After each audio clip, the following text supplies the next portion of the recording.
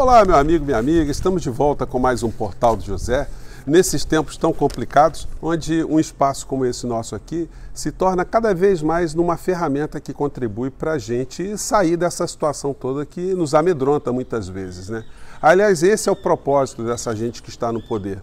É nos amedrontar, nos deixar acanhados, nos deixar temerosos, preocupados com o nosso futuro e o futuro do nosso país. Mas a gente não pode cair nessa armadilha não, né, gente? Se as sociedades civilizadas, desde que o homem é homem, desde que as sociedades são sociedades, se sentirem sempre amedrontadas por alguma coisa e não reagirem, não enfrentarem, não estudarem como enfrentar aquela situação, de fato a sociedade, a humanidade se extingue, né? Gente, está tendo um barulho externo aqui porque eu estou numa rota de aeronaves, mas eu acho que não vai prejudicar o nosso papo não. Estou aqui no ambiente externo, eu gosto sempre de trazer um pouco mais de luz, né, para esses nossos papos. Então vamos seguir em frente. Então a gente não deve ficar acanhado com esse tipo de situação que acontece em sociedades em todos os tempos. Porque se for assim, a sociedade vai se extinguir pelo medo, pela inanição, pelo acovardamento. E dentro dessa perspectiva, que as forças que estão no poder hoje, aqui no nosso país, e que ajudam a manutenção desse poder, querem que nós nos sintamos, né? E nós vamos aqui jogar algumas luzes sobre mais algumas situações, porque os bandidos têm que ser enfrentados sempre em todos os níveis, né? Desde um ambiente do nosso bairro, alguém que está fazendo algum tipo de delito, está criando algum problema para a comunidade, até entre os bandidos, ou até enfrentando os bandidos que estão em estratos sociais mais elevados economicamente das nossas sociedades, que são os políticos que estão mancomunados especificamente no governo Bolsonaro e políticos, leiam, né? Políticos da área política, da área econômica, da área religiosa e da área midiática. Como é que a gente entende todas essas questões? Eu não vou ficar fazendo coro aqui nos nossos encontros de, olha, está vindo golpe, vamos ficar atentos, vamos ficar com medo. Não.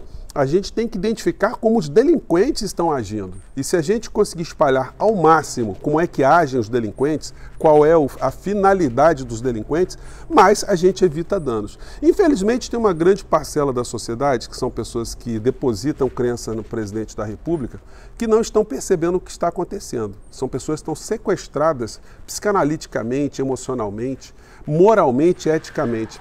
Elas entendem que os males da sociedade estão num outro plano que elas não estão enxergando. Elas vão ao supermercado, pagam mais caro nas contas, nos combustíveis, quando vão abastecer, não estão tendo uma melhoria no acesso à saúde, na educação, nos serviços públicos de uma maneira geral. Elas estão vendo as suas famílias empobrecerem, as dificuldades se avolumarem, as contas ficarem mais apertadas, mas elas não conseguem associar que por trás dessa situação toda existe um presidente da República que distrai essas pessoas, enquanto na área econômica nós estamos sendo assaltados.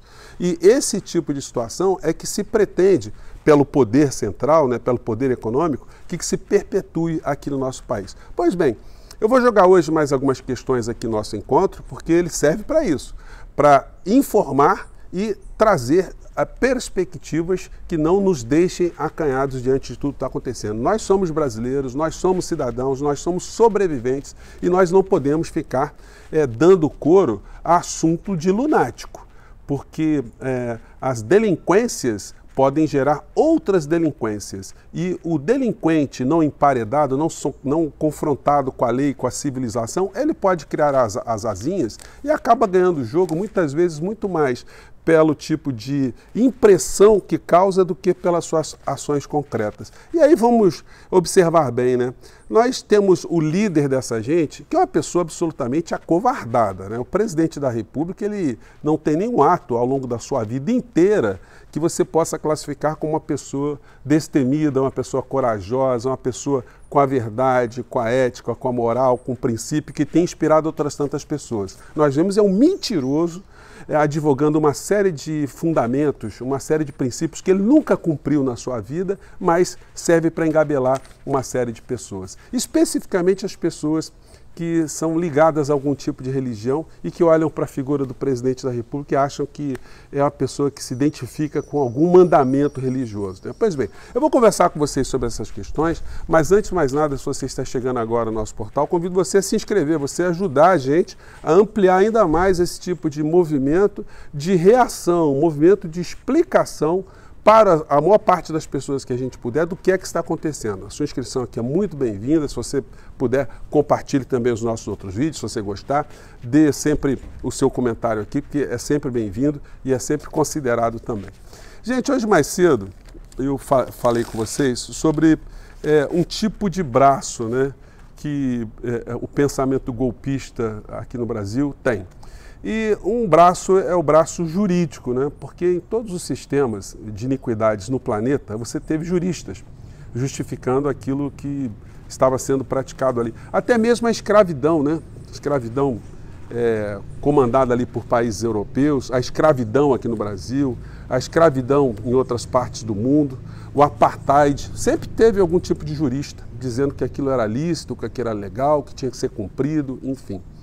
E nós temos agora algumas pessoas que têm dado algum tipo de explicação, algum tipo de base jurídica para uma transgressão constitucional. Na época da ditadura aqui, quando nós tivemos aqui no Brasil a ruptura em 1964, os militares que tomaram o poder, eles criaram uma Carta Constitucional em 1967, depois eles criaram uma reforma na Carta Constitucional de 67, que foi de 69, e sempre invocando que estavam fazendo aquilo para preservar o Estado de Direito. Sempre tinha algum tipo de jurista ali dando uma cimentada naqueles atos todos, inclusive o ato institucional número 5, que foi um ato que suprimiu todos os direitos dos cidadãos, implementou uma ditadura aqui no papel e com apoio de algumas pessoas da área jurídica.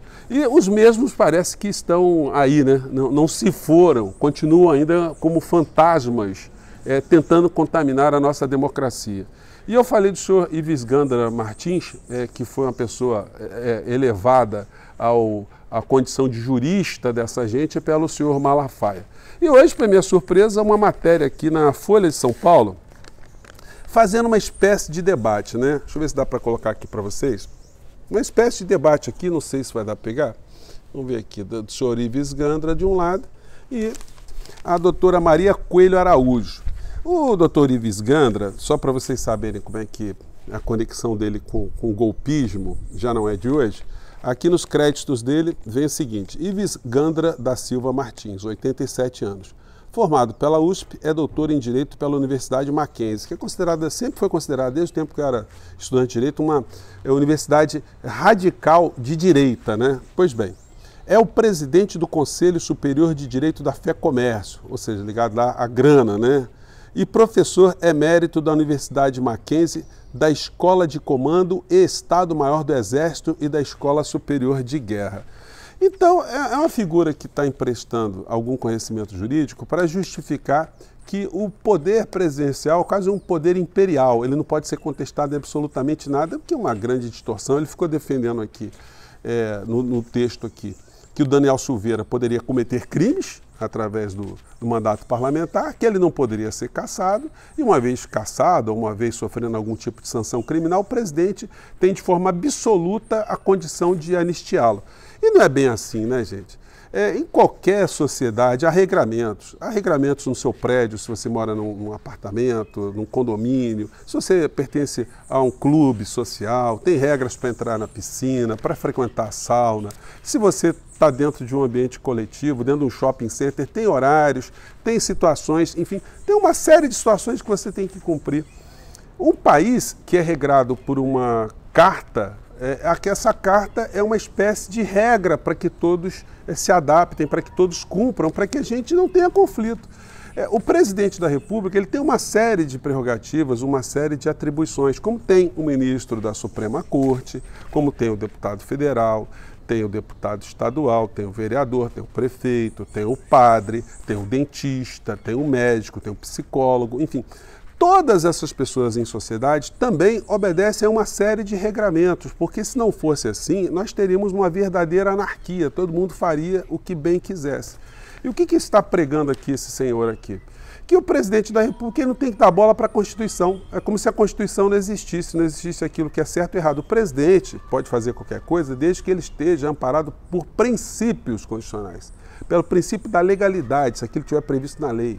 Se o que ele estiver fazendo for em benefício do interesse público e não do interesse privado, do interesse particular.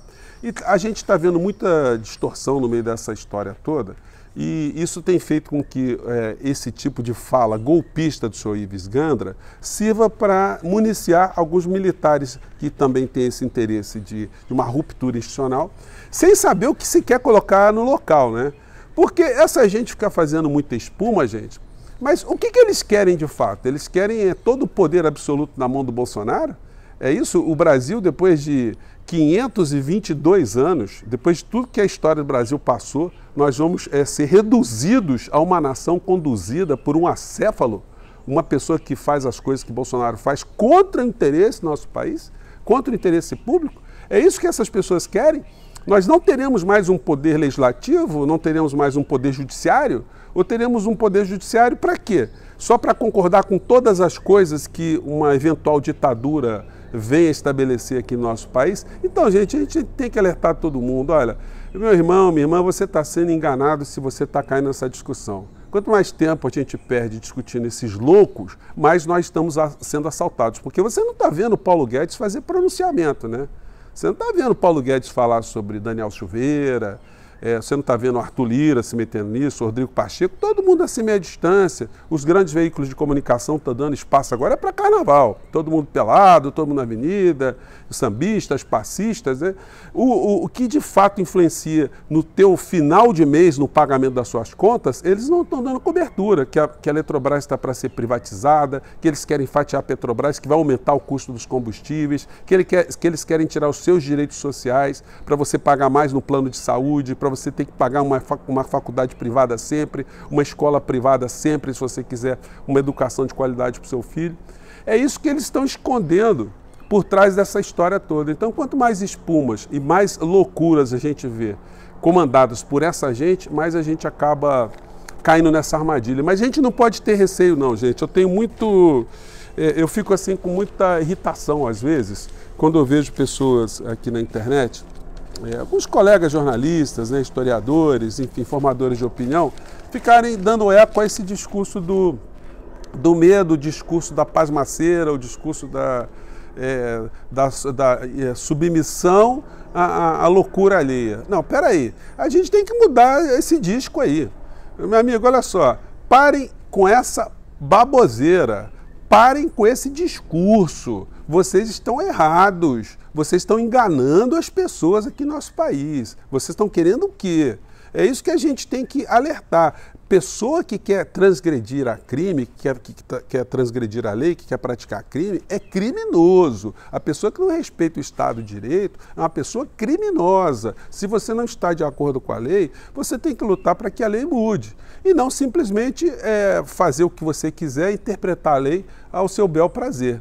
Então, são esses valores que não estão sendo muito bem enfatizados de uma maneira geral, porque tem o dever de enfatizar, porque os veículos de comunicação não estão alertando sobre esses desvios todos de comportamento do presidente da República, e aí a gente tem as pessoas que vão proliferando as baboseiras que ele diz, insuflados por seus mentores espirituais, constitucionais, jurídicos, morais, religiosos, enfim. E esse discurso acaba ganhando muitos espaços, né? E cria muita dificuldade. Nós ficamos quase que remando aqui contra uma multidão de pessoas desinformadas. Mas nós estamos quebrando algumas barreiras, né? Estamos chegando mais a algumas pessoas. Gente, eu tinha preparado aqui mais alguns temas para falar com vocês sobre assuntos internacionais. Eu só vou dar só uma pitadinha aqui, né? Eu já falei 2 meses atrás, quando começou o conflito lá na Ucrânia, que quem perde sempre é o cidadão, né? O cidadão tem sempre, as sociedades todas seriam mobilizadas para investirem ou apoiarem mais investimentos em armas do que em outras áreas. O cidadão acaba pagando. E hoje tem uma matéria no The Economist, que está reproduzida aqui no estado de São Paulo, que fala exatamente aquilo que eu falei há 2 meses atrás. A matéria está dizendo isso aqui. Os orçamentos militares e a economia. Investimento excessivo em defesa pode afetar setores fundamentais como a educação. Então, gente, não é só aqui no Brasil que é uma distração das sociedades, né? Lá fora também. Muitas situações desviam a atenção para um lado, para que do outro lado alguns grupos econômicos poderosíssimos continuem a reinar, continuem a fazer o que querem. Aqui no Brasil nós estamos nesse momento, mas é chegada a hora, né, da gente não ficar dando nenhum tipo de repercussão a esses discursos dos insanos. A gente tem que apontar o dedo para os insanos e espalhar ao máximo que esses insanos são criminosos que estão querendo nos assaltar ou simplesmente nos distrair para que nós continuemos a ser assaltados, né? Esse é o ponto que eu queria levar para vocês hoje, gente. Mais uma vez, muito obrigado por vocês estarem aqui. E é o seguinte, não vamos baixar a guarda não, tá? Vamos seguir em frente, vamos colocar aqui a nossa voz mais firme, voz ativa, sobre essas criaturas todas. Um grande abraço e até o nosso próximo encontro. Tchau!